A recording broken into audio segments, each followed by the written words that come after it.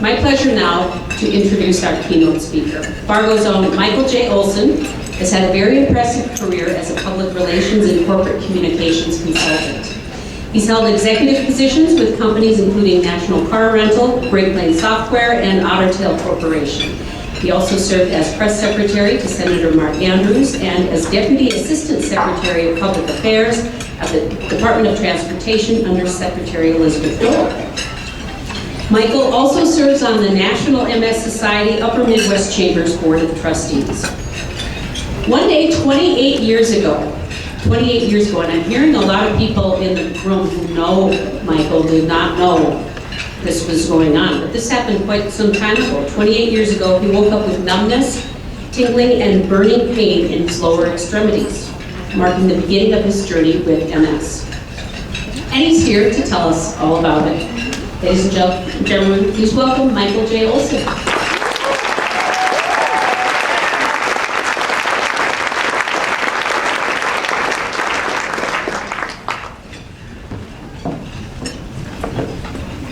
Okay, what a surprise. I'm here. So, thank you, Robin.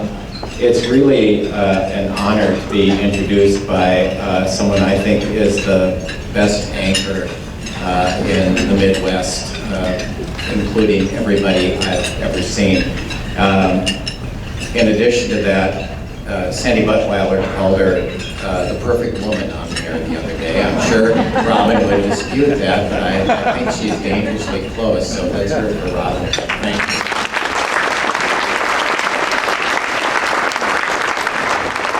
I'd also like to express my gratitude to the Upper Midwest chapter of the MS Society, and I know we've been laying it on thick with Lori, but Lori Keel has just been amazing pulling this thing together.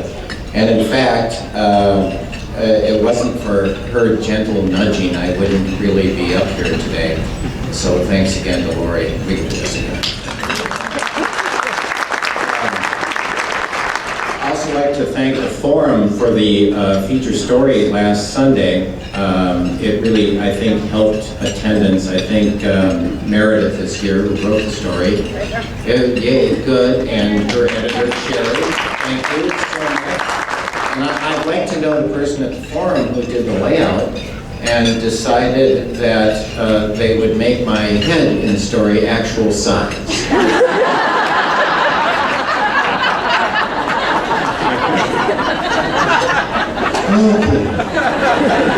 All kidding aside, it was really helpful to the event, and I thought Meredith did a really nice job. Thanks to the Holiday Inn.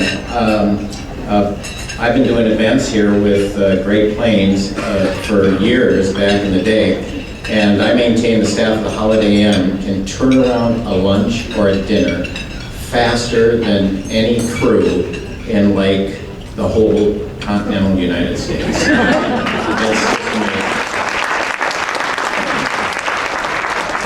Thanks to Holly for making the trip up from Minneapolis. It's really great to have her leadership and have her here.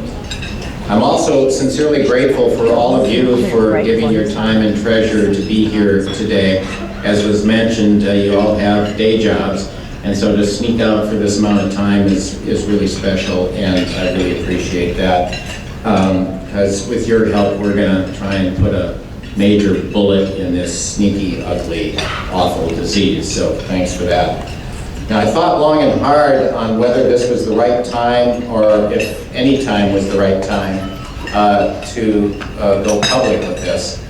I'm just one of 2.3 million people who suffer from this disease, 18,000 of them just in our Midwest chapter alone.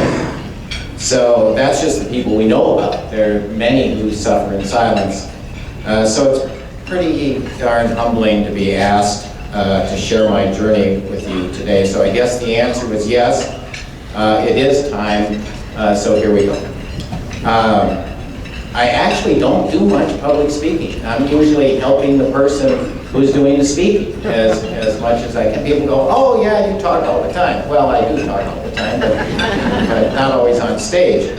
And when I do, I usually throw it out there, you know, pretty ad lib and those sorts of things. But today you're going to see me reading a lot. because this message was so important to me that I actually sat down at the keyboard and wrote it down. I guess I could have rented a teleprompter, and then I would have spoken so much more naturally to people about that terrible disease, MS. So, I just turned 66, and this all started about 30 years ago. So here's the version I have lodged in my memory. Accounts may vary, however. Martha. So whatever. So as was mentioned, one day in 1988, I woke up with numbness and tingling all the way down my backside, my legs, my feet. Sort of like large rubber bands were wrapped around and just like going like this. A day or so later, the pain started, mostly a deep burning sensation in the same areas. And as any other red-blooded male would do, I rushed to the doctor a month later. First thought was that it was a pinched nerve, and then it wasn't a pinched nerve, and then they thought it might be Lyme disease, so they tested for Lyme disease, and then they tested for all this other stuff, and it wasn't any of the other stuff. So when everything came back negative, I just decided, all right, fine, I got whatever this is, and I went on living my life. And, you know, the job was crazy, but fun. My family was crazy, but fun. But when it didn't get any better, and then the fatigue set in, I decided to go back to the doctor, and this time the doctor sent me to a specialist, sent me to a neurologist. After describing my symptoms, the neurologist ordered both a spinal tap and an MRI. The spinal tap showed abnormalities in the spinal fluid, and the MRI showed white spots on the brain. Well, first it showed that I had a brain, which was an immense relief.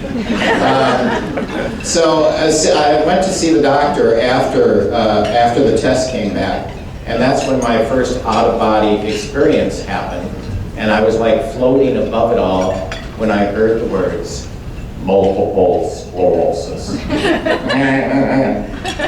So it also said probable multiple sclerosis, which was interesting, and I'll talk about that a little bit. And so as I heard him deliver the words, it was like I was floating above the room, as I mentioned.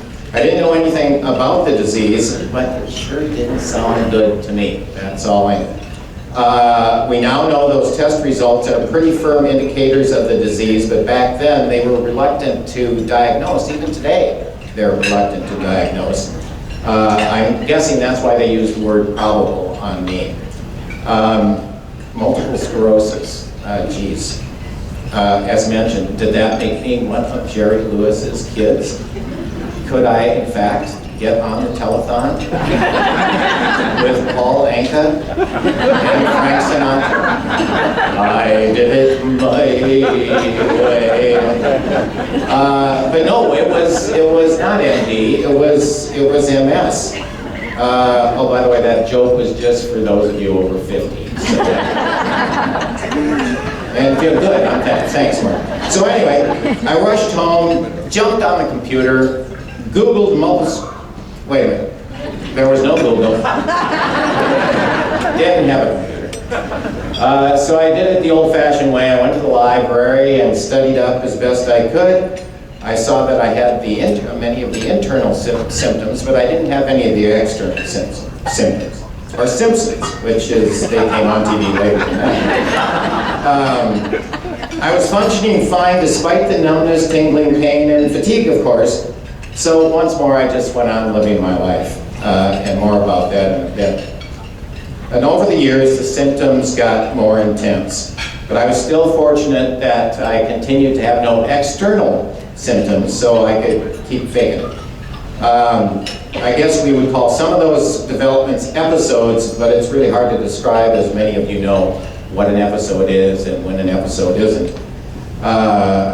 And oddly enough, there's lots of odd stuff about MS, and one of the odd things is that when it decided to finally move above my waist, it only moved up the left side. So I got the numbness and tingling up the left side, up the left arm, up the left hand, and then, well, it would have been going the other direction, I suppose. The left hand, and up the left arm, and up the left shoulder, and then to my left cheek, which seemed to be the landing point for the burning pain. And so that's where it mostly resides today, in my left cheek. That finally motivated me to go to see the neurologist again. I'm actually going to drink water out of it this time because I already did the bit. Unfortunately, we've got a superstar MS doctor right here in Fargo, and she ordered 2 MRIs for the brain and spine, and the results showed my good old white spots again. Only this time they were big and bright. And I think that's probably because of the disease getting worse, and the technology is so much better now. You know, MRI scans are so much better than they used to be. At least with my medical degree, that's what I think. Fortunately, I walked in the door with my paperwork from 1988 and 1989. And Dr. Scarberry was actually pretty excited about that, or so it seemed. So she grabbed, so she can't. So, because I'm one of 6 million patients she has. But anyway, she took the paper, as I remember it, and excused herself for a few minutes, went through the documents and came back, and then she put my MRI up, and she said, you know, see those spots? And I'm like, oh, yeah, they're just big and bright.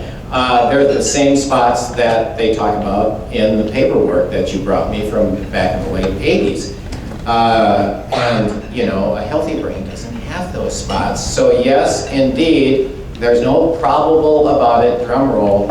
You do have multiple sclerosis, which is something I knew all these years anyway. So it was definitive from the get-go. And so it was really a relief to finally see it clear and hear it from someone who knew their stuff. You know, I had, I assume, a good neurologist all those years ago, but it seemed the disease was pretty new for him as well. So, my newest symptoms right now are hand tremors and uncontrollable jerks. And of course, my work in politics has prepared me for working with uncontrollable jerks.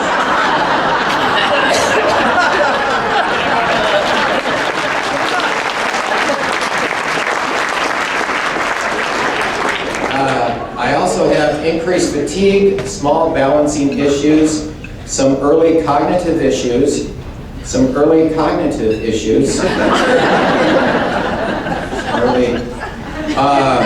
I have occasional problems swallowing, and I have shortness of breath. And I'm not sure if those last 2 are due to the disease, but now that Dr. Internet is alive and living in my laptop, I can go check that out. But the danger in that, as people know, is you start assigning things that happen to the disease you think you have. So, hangnail, MS, right? I'm going to get a hip replacement shortly. Talk about being old, MS, right? So you try and keep your perspective as you're looking at this stuff. Oh yeah, I've got swings in body temperature. But I thought, given my age, that was just the menopause.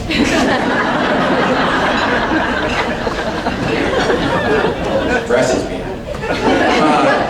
So talking to my wife at one point during all this, it turns out I probably did have an early episode at least 11 years earlier before my visit to the neurologist. I did have some tingling in my legs. I went to the doctor, and he wasn't sure what it was, but he said it would probably go away.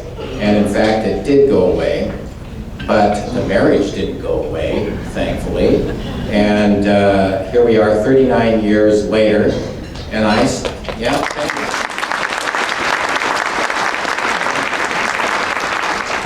And I still get a tingle or 2, but it's for different reasons. Mostly when I think how lucky I am to have married up in this world. So. And so that's it. That's kind of the short version. And as you can see, I still have no real notable outward signs of the disease. And I've kept the circle of people in the know pretty tight and just adjusted quietly to whatever the new normal was. And I know a lot of you in the room know that the new normal comes and you just grab it. And fortunately, it's come at a very slow pace for me. After 37 years of 24/7 fast-paced career, 28 of them with multiple sclerosis, I retired from corporate life 2 years ago. I'm still consulting, however, because I just can't leave it alone. However, it's nice to sleep in when I need to, and it's nice to veg at home when I'm too fatigued to go out. There's that fatigue thing again, and as many of you know, the fatigue can be worse than the pain. You can get used to the pain, but somehow that fatigue thing never quite gets to where you go, okay, I can handle it. But again, being redundant, I've been blessed with very few noticeable outward signs. In fact, you'd have to know what to look for to notice anything. And because of this, I've been able to keep multiple sclerosis pretty much to myself. And I've had a great, great career. And it's literally taken me all over the world. Now, during that time, I never told a boss. I never told any of my bosses. And not that they wouldn't have been understanding. I was fortunate to have good bosses. But the minute you let the cat out of the bag, they look at you different. People look at you different. That's just the way it is. And not that they mean to treat you different, but I didn't want to be at one of our big events pulling an all-nighter, you know, where in Orlando or wherever we were, and have my boss or somebody say at about 11:30 at night, you know, Michael, why don't you just go back to the hotel room, you know, and we'll have it from here. But, you know, I know they were sincere about it, but as long as I was able, I was going to get the job done. And thanks to a great, great team, several of them that are in the room today, we always got it done. We always got it done. But along the way, I did usually, while I didn't tell any bosses, I usually did confide in a close work friend or two. There was just a security blanket feeling of knowing that there was somebody working with me who knew and understand. Now, I really don't, and this isn't just, you know, babble talk, I really don't see anything noble in doing it, by the way. There's so many people that are worse off than I am and doing much more than I. And I'm not just talking about MS. One of the things this disease has taught me is that you never know who is keeping something to themselves that challenges them every single day they're on this earth. There's that person who doesn't quite seem right, or whose mood changes suddenly, or just seems to be having a bad day. If you see these things, don't be hostile, be gentle, and be kind. Everyone has their own inner trials, and don't judge them. You never know the internal pain, physical or emotional, that someone may be going through. And maybe every one of you in this room can relate. I know everyone in this room can relate to that. So while adapting to this disease, I learned that, and I found that so many cliches that are out there are really true. It's easy to take simple things and say, well, that's just a cliche. Well, it's a cliche, go ahead, but there are also some truths. So here's a couple of them. There is darn near always someone who has it worse than you. Things are hard, but not as hard as, say, your spouse leaving for work one day and not coming home. It really does help if you suck it up as best you can and do as much as you can do every day. And that's as much as you can do. Not more than you can do, but as much as you can do. Focus can be a valuable pain-forgetting tool. It's worked for me all these years. Living with a purpose or purposes really does help you cope. Family and friends truly are everything in this life. and don't underestimate the power of faith. And all these things can help you with a killer symptom that I haven't yet mentioned. And that symptom is uncertainty. With me, and maybe many of you, I wake up every day not sure of what I'm going to get.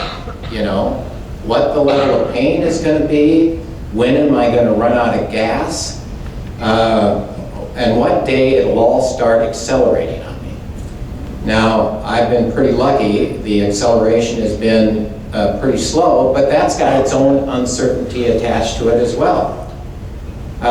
All these things can take a big emotional toll, especially when you think the worst. And I've allowed myself to think the worst many times. The thing that's worstest for me right now is these hand tremors. So I'm a guitar player, and so the worst for me is the day I can't play the guitar again.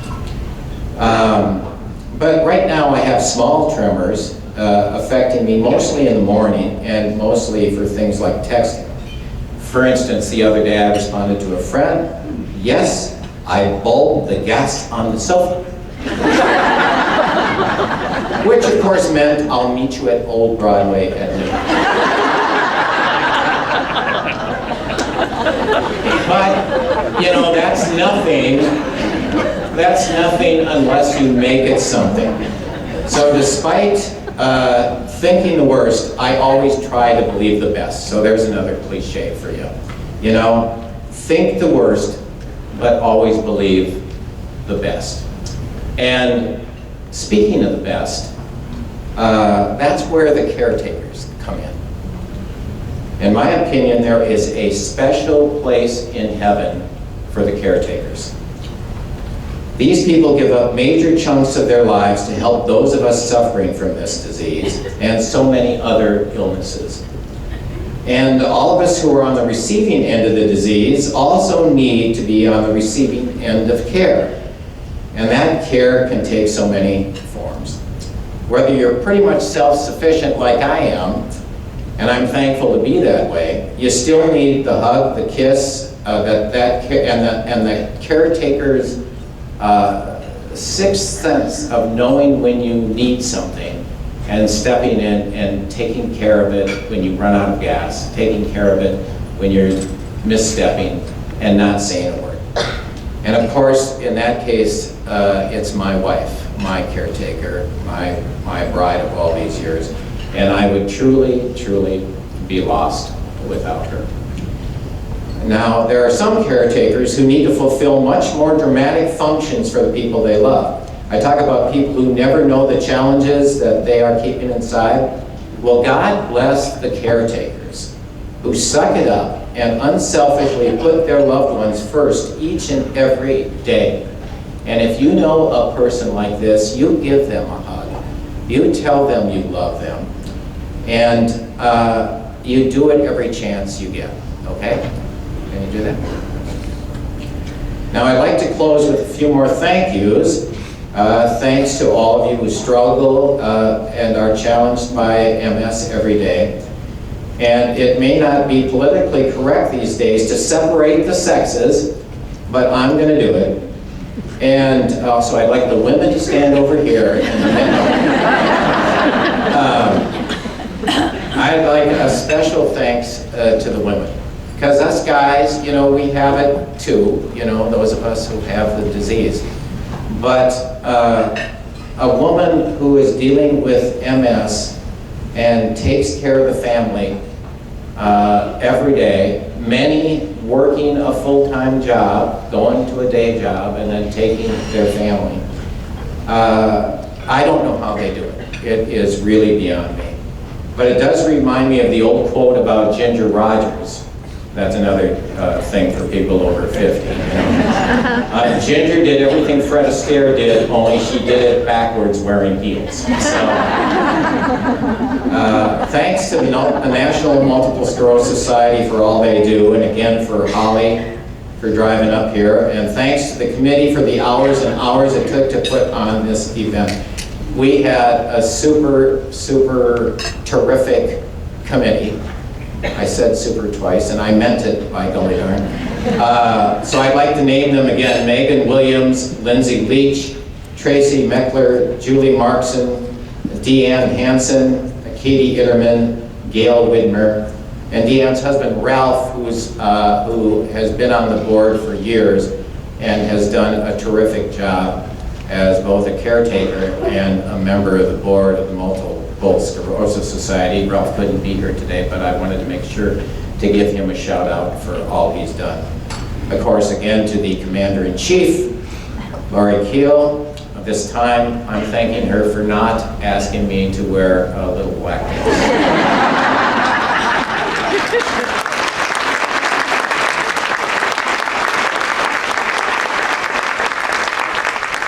I actually misheard her and did wear a little black vest.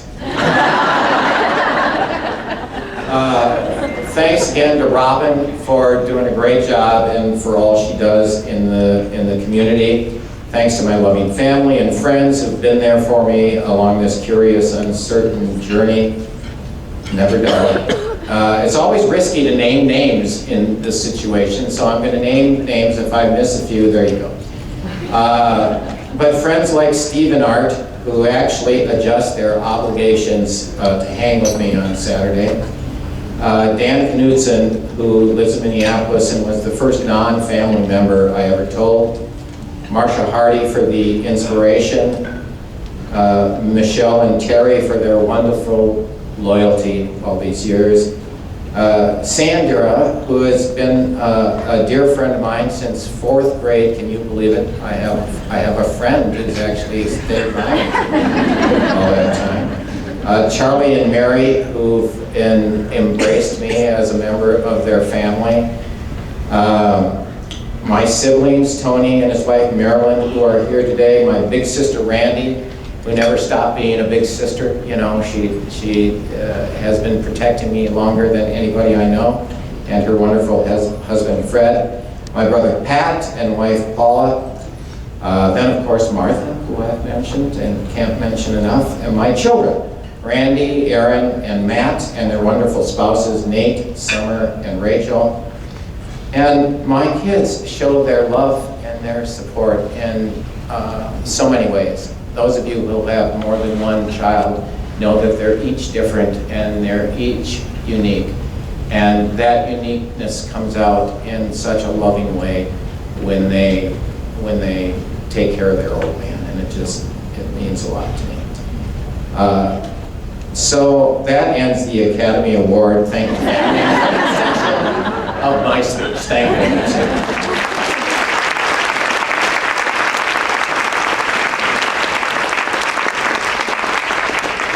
I see that I forgot to mention my agent, Swifty Lazar, so thank you. Thank you, Swifty, for all this. I'll be here afterwards for anybody who has questions or wants to share stories with me, and that's what people have said, how has it been since you kind of started telling people? And it's really been interesting, because first it's shock, and then it's sympathy and empathy, and then it's a story. Everyone has a story, and I'm here to hear your stories. So I'm going to end up with one more true cliche. Always remember, you are as strong as you think you are. So always think strong. Thank you.